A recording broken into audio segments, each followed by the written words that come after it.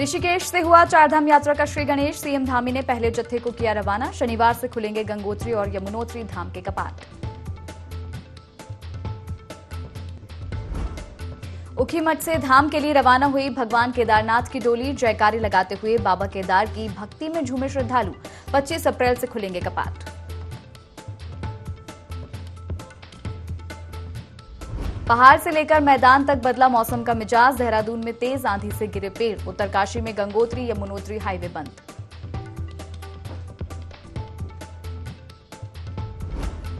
प्रदेश में बढ़ी कोरोना की रफ्तार। पिछले 24 घंटे में मिले कोविड के 141 नए मामले। देहरादून से सामने आए सबसे ज्यादा कोरोना मरीज।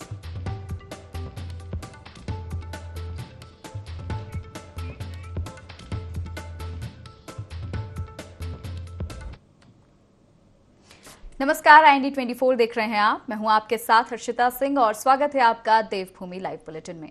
प्रदेश के पूर्व शिक्षा मंत्री और गदरपुर विधायक अरविंद पांडे अचानक चर्चा का विषय बन गए।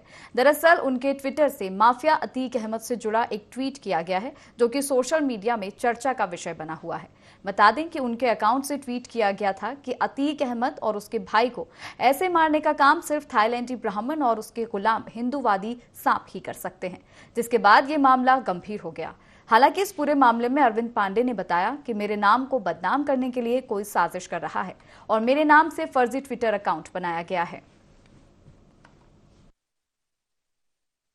मीडिया है, इसमें फायदा भी होता है, नुकसान भी होता है। अच्छे लोग भी जुड़े होते हैं, कुछ नेगेटिव मानसिकता के लोग भी जुड़े होते हैं।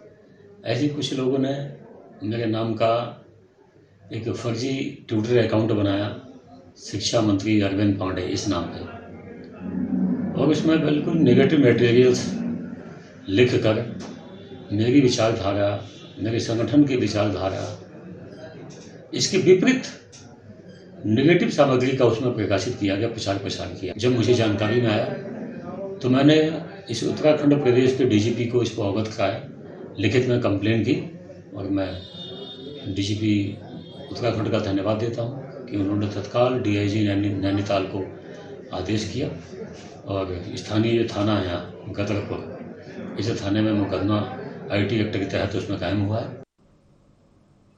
लक्सर में रेलवे से जुड़ी मांगों को लेकर क्षेत्र में लोग प्रदर्शन कर रहे हैं, जहां अब संयुक्त संघर्ष समिति को हरिद्वार से लोकसभा सांसद का भी साथ मिल गया है, जिसके बाद सभी अपनी समस्याओं के समाधान के लिए लोग केंद्रीय रेल मंत्री अश्विनी वैष्णव के साथ मुलाकात करने पहुंचे। लोकसभा सांसद ने 1 सप्ताह के अंदर रेलवे और संयुक्त संघर्ष समिति की एक आवश्यक बैठक का समाधान का आश्वासन दिया है। प्रतिनिधि मतलब सांसद जी हैं, 2 बार हरिद्वार जिले ने बनाया, मतलब लोगों की जो भी समस्या है बीच में आना चाहिए, सुनना चाहिए, शांतिपूर्ण तरीके से धरना था। चलो खैर, हम उन्हें भी छोड़ दो।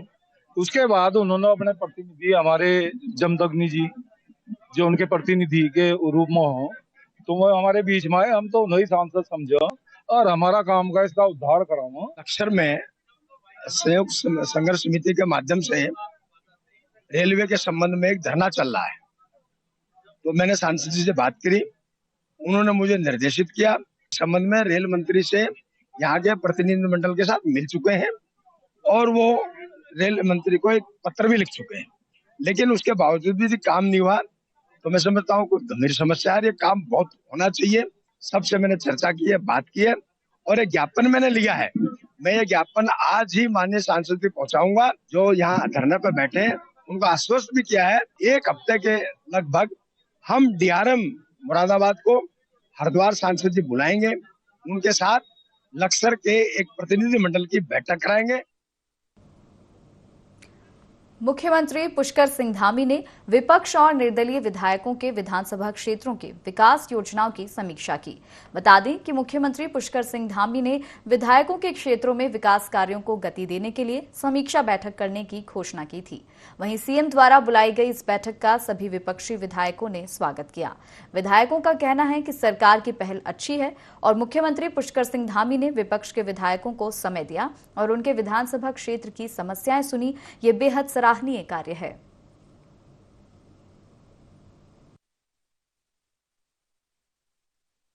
मुख्यमंत्री जी ने इस बात की पहल की कि प्रत्येक लोकसभा के विधायकों की समीक्षा बैठक आहूत करेंगे और जो उनकी समस्याएं होंगी उनका निराकरण करेंगे।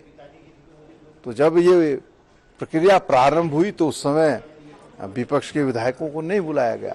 तब हमने जरूर इस बात को कहा कि भाई लोकतंत्र में पक्ष और विपक्ष बहुत महत्वपूर्ण अंग होते हैं और अगर ऐसा बर्ताव सरकार की करेगी तो कदापि उचित नहीं है। बात है, अच्छी शुरुआत की प्रशंसा करते हैं। जब अच्छी शुरुआत हो, उम्मीद है कि 100 नहीं होगा तो 30-40 होगा तो बहुत अच्छा है। देखिए, सबसे पहले तो माननीय मुख्यमंत्री जी की इस पहल के लिए धन्यवाद देना चाहेंगे। माननीय मुख्यमंत्री जी का आभार। माननीय मुख्यमंत्री जी की तरफ से हमें पत्र मिला था अक्टूबर 2022 में, जिसमें हमने 10 औचित्यपूर्ण लोकहित की योजनाओं के प्रस्ताव दिए थे।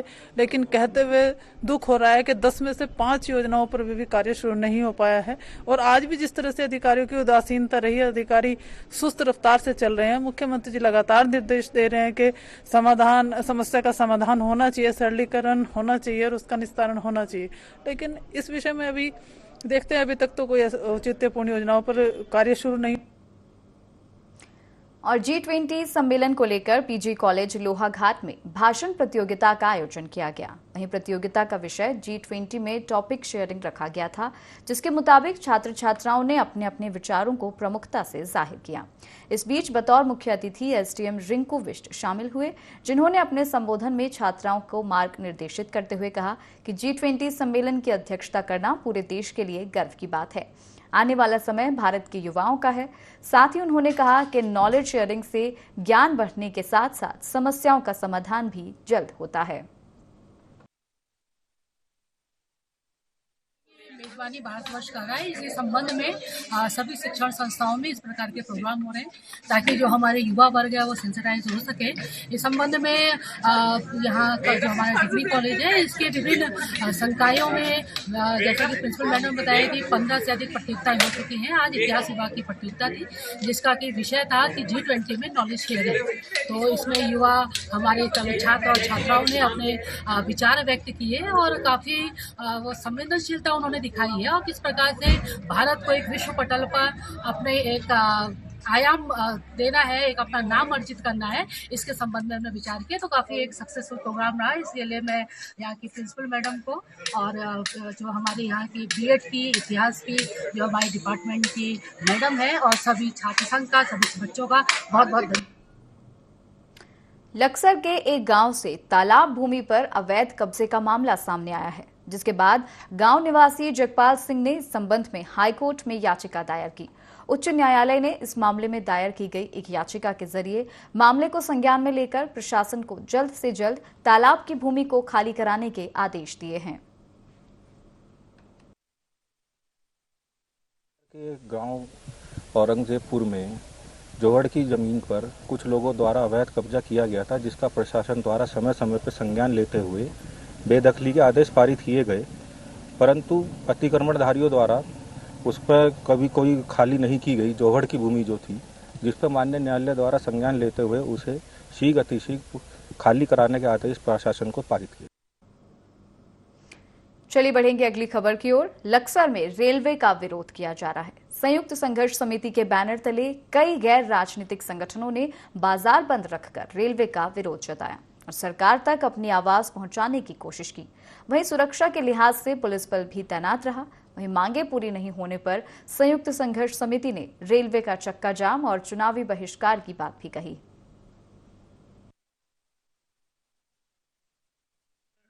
ये सबकी अपनी पीड़ा है। हमारे एक आग्रह पर सभी ने अपना समर्थन दिया है, क्योंकि आज लश्कर का जन जन इस रेल के क्रियाकलाप से पीड़ित है। कहीं आने जाने लायक नहीं रहा, किसी कारोबार के लायक नहीं रहा, क्योंकि यहाँ पर मुख्य साधन एक रेलवे ही था जिससे आने जाना एक सुलभ हुआ करता था। रेलवे ने निश्चित रूप से लश्कर की जनता के साथ एक विश्वासघात भी किया है। उसका जवाब है ये। अगर रेल प्रशासन इतने पे नहीं चेतेगा तो आने वाले समय में आंदोलन बहुत विकराल रूप लेने वाला है। इसलिए मेरा तो रेलवे से विशेष एक आग्रह है कि रेलवे यहाँ की भावनाओं को समझे और रेल के अधिकारी, रेल मंत्री महोदय, सब लोग यहाँ की जनता को इसकी भावनाओं को समझेंगे तो इस बड़े उपद्रव से या बड़े आंदोलन से बचा जा सकता है। निश्चित मांग पूरी होनी चाहिए। उत्तराखंड के पहाड़ी जिलों में एक बार फिर वेस्टर्न डिस्टर्बेंस के चलते मौसम ने अपना मिजाज बदला है, जिस वजह से इंडो चीन बॉर्डर से सटे सीमांत नीति घाटी का जनजीवन प्रभावित हुआ है। बता दें कि मौसम विभाग की ओर से जारी किए गए येलो अलर्ट ने जोशीमठ की खूबसूरती को एक बार फिर बर्फ के आगोश में ले लिया है। हालांकि बर्फबारी के बाद इस ऋतु प्रवासी भोटिया जनजातीय गांव की प्राकृतिक सुंदरता और बढ़ गई है।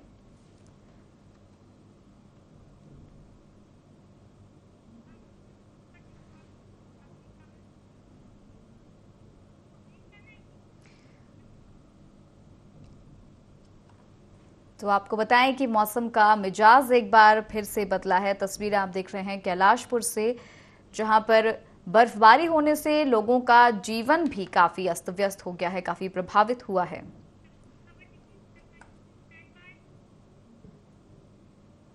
उत्तरकाशी में अपनी प्रतिभा के दम पर लोहा मनवाने वाली 4 साल की मासूम के लिए लोक कलाकारों ने बेटी पढ़ाओ बेटी बचाओ अभियान के तहत एक लोकगीत बनाया है। बता दें कि बच्ची अनाया नौटियाल की 4 साल की उम्र में पूरे विश्व की राजधानियां सहित पौराणिक संस्कृति का अद्भुत ज्ञान है और छोटी सी उम्र में ये बालिका गढ़वाल गौरव सम्मान, उत्तरकाशी गौरव सम्मान के साथ गो गौरी और गंगा सम्मान के साथ साथ शंकराचार्य सरस्वती सम्मान से भी सम्मानित की जा चुकी है। इस बालिका की अद्भुत प्रतिभा को देखकर लोकगीत बनाया गया है। साल की जो ये बच्ची है अनैया, ये बहुत ही बड़ा अद्भुत है कि जिसको मौखिक पूरे देश की राजधानी और पूरे विश्व की कई देशों की राजधानी मौखिक रूप से जो है लगातार याद है। इस गीत के माध्यम से कि बेटियों को बचाने के लिए, बेटियों को जागरूक करने के लिए, बेटियों के प्रति स्नेह और प्यार कि बेटियां बहुत ऊंचाई तक जा सकती हैं और गई हैं, उसके लिए जो सुंदर सैलानी जो लोग गायक हैं उन्होंने जो गीत गाया, मैं इनकी टीम को भी बहुत बहुत बधाई देता हूं। और ये जो हमारे बेटी है अनैया नौटियाल, उनके पूरे परिवार को भी बहुत बहुत बधाई, शुभकामनाएं। ये गाजरा क्षेत्र जब से टिहरी डैम बना है तब से गाजरा क्षेत्र बहुत पिछड़ा हुआ क्षेत्र माना जाता है, क्योंकि ये टिहरी और उत्तरकाशी से बहुत पिछड़ा हुआ क्षेत्र है और वहाँ की लड़की को इतना आगे बढ़ना हमारे लिए गर्व का विषय है। और हम चाहते हैं कि शासन हो या प्रशासन हो, इस बेटिया की तरफ ध्यान दें, बेटी बचाओ बेटी पर ध्यान दो, ये हमारा वो रहेगा। और जो भी काम हो रहा है, बेटी अनैया ने जो काम किया है वो एक हमारे लिए गर्व का विषय है और उनके माता पिता पे मैं गर्व करता हूँ कि वो सराहनीय है इस काम के लिए, जिन्होंने इतना आगे अपनी बेटियों को शिक्षा दी है और उन टीचरों को भी जिन्होंने ये सब शिक्षा उस बेटियों को दिया है। और मैं उस दिमाग को समझता हूँ जिसने पूरे देश क्या वर्ल्ड का जो है सभी राजधानियों के नाम और सब उसको याद है, आज भी कंटास है। तो मैं उस पर जो है क्या मुझे गर्व हो रहा है कि वो बेटी हमारे बीच से ऐसी बेटी आगे हो जाए। यही हम ही राज्य आंदोलनकारियों का सपना था कि पहाड़ की बेटी और पहाड़ का बेटा इसी तरह आगे बढ़े, यही हमारे लिए गर्व का विषय है। 4 साल की अनैया नौटियाल है जिसको विश्व की राजधानियाँ और लोक संस्कृति का काफ़ी ज्ञान है। तो मैंने इस पे रिसर्च खोज शुरू कर दी और गीत लिखना शुरू किया, अपने कलाकारों को बोला और उन सभी लोगों का सहयोग मेरे लिए रहा। कुछ जानकारियाँ मैंने उनके परिवार से ली, फिर मैंने गीत कंप्लीट किया। मैं चाहता हूँ कि बेटी बचाओ बेटी पढ़ाओ के तहत इस गीत को लोग और पसंद करें और अपने घर परिवार में भी बेटियों का सम्मान करें, बेटी को शिक्षा दें और आगे बढ़ाने में कोशिश करें। खटीमा में फाइबर लिमिटेड कंपनी के कर्मचारी लगातार प्रदर्शन कर रहे हैं। कंपनी से निकाले गए कर्मचारियों ने श्रम विभाग के दफ्तर का घेराव किया। बता दें, पूर्व फाइबर लिमिटेड कंपनी ने 200 कर्मचारियों को बिना कोई नोटिस दिए ही बाहर कर दिया है, जिसके चलते वे आंदोलन कर रहे हैं। कर्मचारियों का कहना है कि हमारे साथ अन्याय हो रहा है। वहीं श्रम प्रवर्तन अधिकारी का कहना है कि हमने किसी भी कर्मचारी की सेवा समाप्त नहीं की है। अगर कारखाना चलता है तो पुनः इन लोगों को बुलाया जाएगा। हमने कर्मचारियों से कहा है कि परेशान ना हो, विभाग जांच कर रहा है। जांच में जो भी तथ्य सामने आएंगे उस पर पूरी तरीके से अमल किया जाएगा।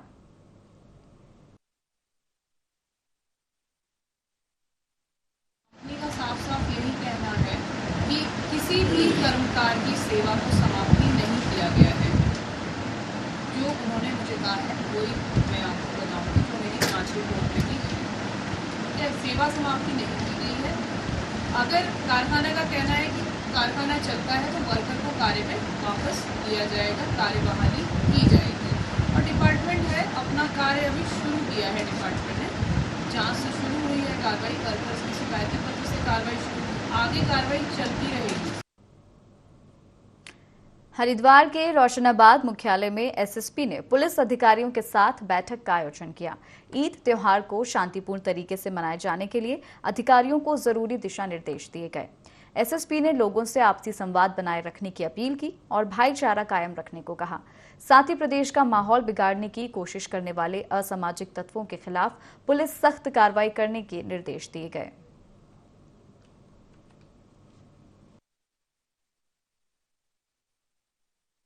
महीना भी था और साथ ही साथ अन्य धार्मिक जो हमारे हनुमान जयंती और अम्बेडकर जयंती, सभी तरह के हमारे धार्मिक इसमें आयोजन थे और सभी सकुशल हरिद्वार पुलिस के सहयोग से और जनता के सहयोग से इसमें निपटा है। और चूंकि ईद की जो प्रस्तावित 22 से 23 में जो अभी होने वाली अलविदा की नमाज भी हमारी है, उसको देखते हुए जो हमारे पुख्ता इंतजाम है, पहले से भी जो हमारे ट्रेडिशनली जो हमारी जहाँ पर पढ़ी जाती है नमाज, इन सबको देखते हुए पहले से मीटिंग करने के लिए, गोष्ठी करने के लिए सभी पक्षों से बता दिया गया है। और मुझे लगता है ये भी जिस तरह से इस पूरे पर्व को और रमजान के महीना हो, चाहे वो और अन्य धार्मिक क्रियाकलापों को सकुशल संपन्न कराएंगे, आगे भी हरिद्वार पुलिस इसको अच्छे से सकुशल संपन्न कराएगी। धर्म की आड़ में, चाहे किसी जाति विशेष की आड़ में अगर कोई धार्मिक उन्माद करता है या कोई घटना करता है तो नेचुरल सी बात है, उस पर उसी धाराओं में मुकदमा दर्ज करके कार्रवाई होगी।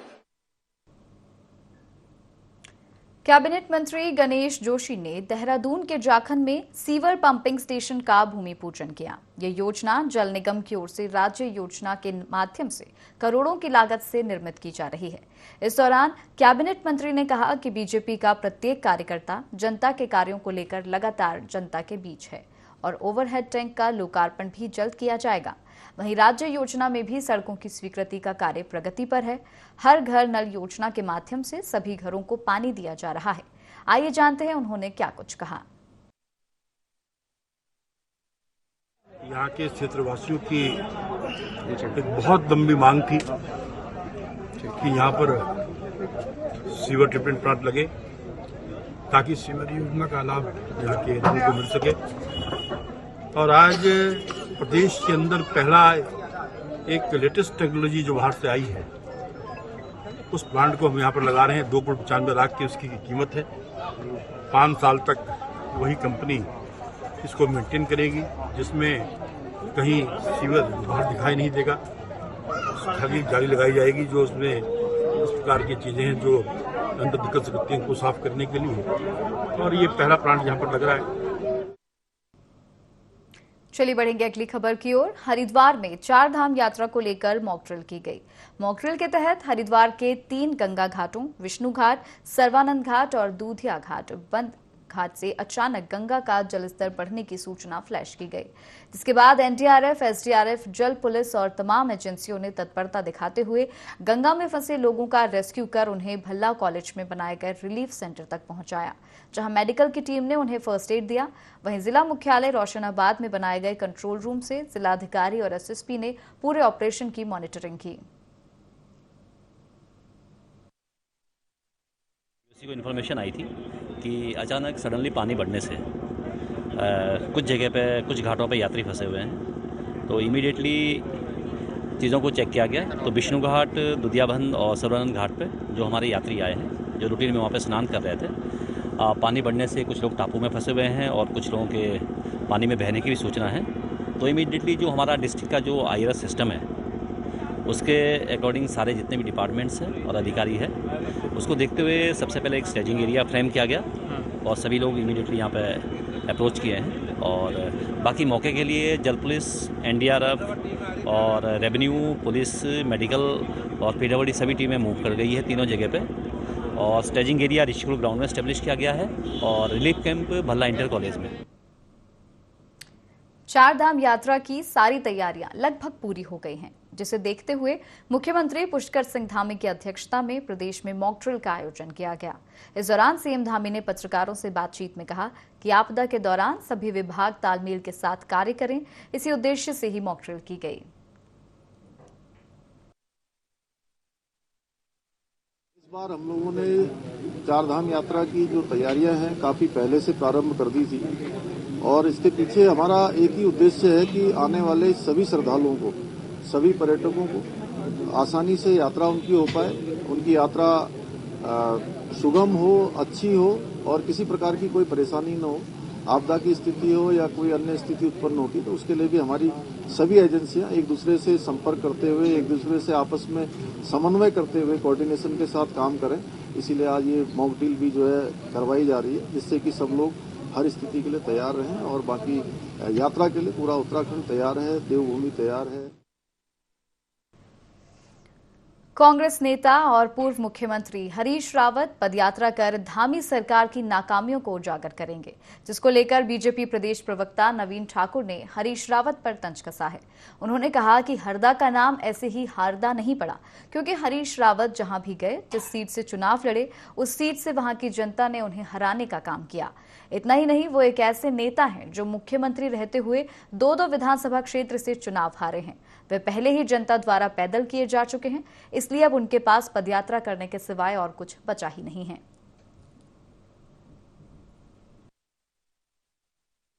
हरीश रावत जी को इस प्रदेश की जनता ने पैदल कर दिया है तो अच्छी बात है, वो पैदल यात्रा करें। हरीश रावत का नाम हारदा इस प्रदेश में ऐसे नहीं पड़ा, चाहे हरिद्वार से हारे हो, चाहे लाल कुआं से हारे हो, चाहे उधम सिंह नगर की एक और सीट से हारे हो। जहाँ जहाँ हरीश रावत गए वहाँ वहाँ इस प्रदेश की जनता ने उनको हराया है, इसलिए वो पैदल कर दिया, इसलिए वो पदयात्रा निकाल रहे हैं। 11वें ज्योतिर्लिंग बाबा केदारनाथ की डोली केदारनाथ धाम के लिए रवाना हो गई है। उखीमठ के ओमकारेश्वर मंदिर में परंपरानुसार पूजा अर्चना के बाद डोली ने पहले रात्रि पड़ाव विश्वनाथ मंदिर में गुप्तकाशी के लिए प्रस्थान कर लिया है। पूजा अर्चना के बाद डोली के साथ बड़ी संख्या में भक्तों की मौजूदगी रही। निर्धारित कार्यक्रम के अनुसार उत्सव डोली 22 अप्रैल को फाटा, 23 को गौरीकुंड और 24 अप्रैल को श्री केदारनाथ धाम पहुंचेगी।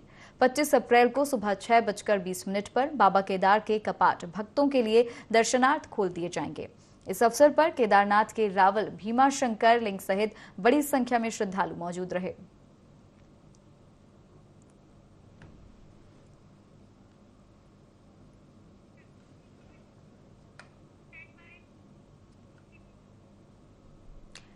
खबर लाल कुआं से है, जहां सेंचुरी पल्प एंड पेपर मिल की वर्कर्स यूनियन ने गेट मीटिंग करते हुए सेंचुरी प्रबंधन पर श्रमिकों को धमकाने, श्रम कानूनों का उल्लंघन करने और पहले हुए समझौते का अनुपालन न करने का आरोप लगाया है।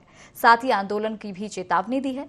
मिल के मुख्य द्वार पर आयोजित वर्कर्स यूनियन की बैठक को यूनियन अध्यक्ष DN सुयाल ने संबोधित कर कहा कि प्रबंधक वर्ग कई पालियों में होने वाले कार्यों को प्रभावित करते हुए नियमित श्रमिकों का शोषण करा रहा है।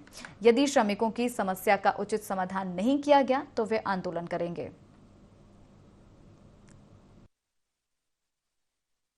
श्रमिकों से काम करा रहा है इस तरीके से, और यहाँ के प्रशासनिक अधिकारियों के पास अगर हम चिट्ठी भेजते हैं तो ये प्रशासनिक अधिकारियों को, जनप्रतिनिधियों को, सभी को चोर बताते हैं हमारी मीटिंगों में।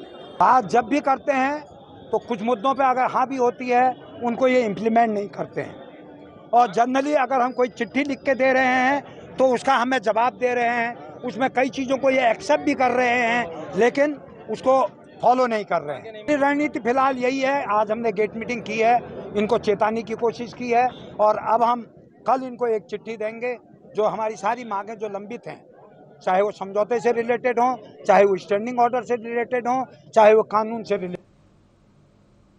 और इसी के साथ इस बुलेटिन में फिलहाल इतना ही। आप देखते रहिए IND24। नमस्कार।